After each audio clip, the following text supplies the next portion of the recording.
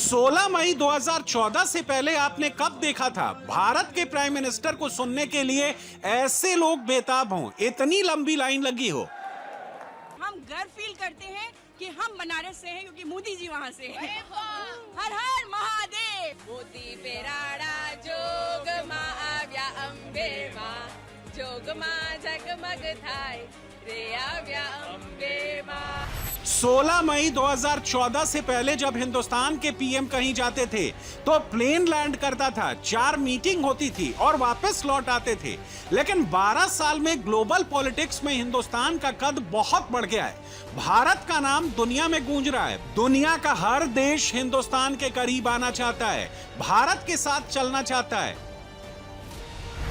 UAE के राष्ट्रपति शेख मोहम्मद बिन जायद जो किसी को रिसीव करने एयरपोर्ट नहीं जाते हैं, वो प्रधानमंत्री मोदी को रिसीव करने के लिए सीधे फ्लाइट के दरवाजे पर पहुंच जाते हैं।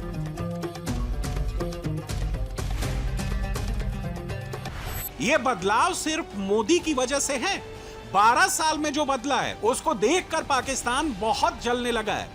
भारत के वजीर आजम नरेंद्र मोदी कुछ घंटों के दौरे पर यूनाइटेड अरब एमिरेट्स आज गए और वहां उनका बहुत गर्मजोशी के साथ इस्तकबाल किया गया।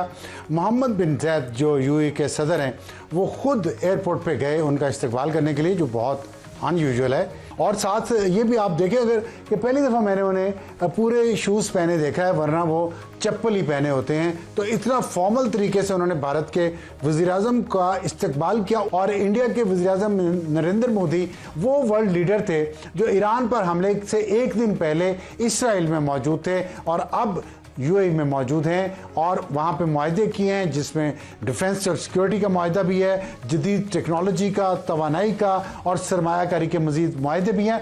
$5 अरब यूएई इंडिया में इन्वेस्ट करेगा फौरी तौर पे। 2014 से पहले भारत पाकिस्तान से बात करता था, पाकिस्तान बात के साथ आतंकवादी हमला करता था, लेकिन अब पाकिस्तान से कोई बात नहीं होती। अब अगर पाकिस्तान गोली चलाता है तो उसको मिसाइल से जवाब मिलता है।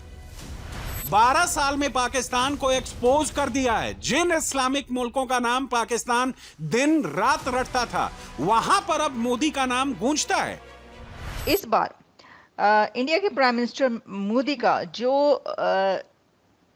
वेलकम हुआ है एयरपोर्ट पर, that is astounding, unprecedented reception and welcome. Why?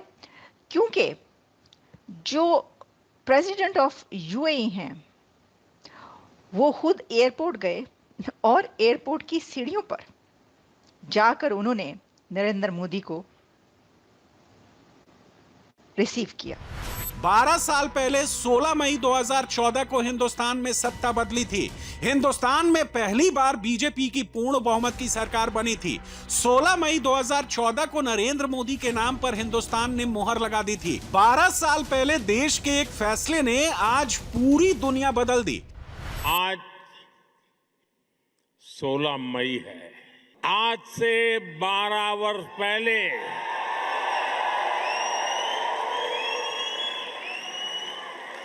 2014 में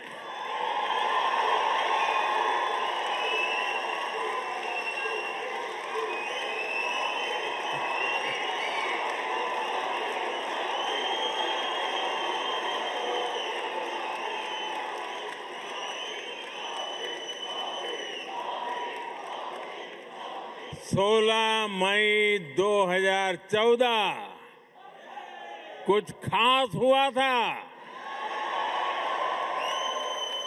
2014 में आज के ही दिन लोकसभा चुनाव के नतीजे आए थे। दशकों बाद भारत में स्थिर और पूर्ण बहुमत वाली सरकार का बनना पक्का हुआ था।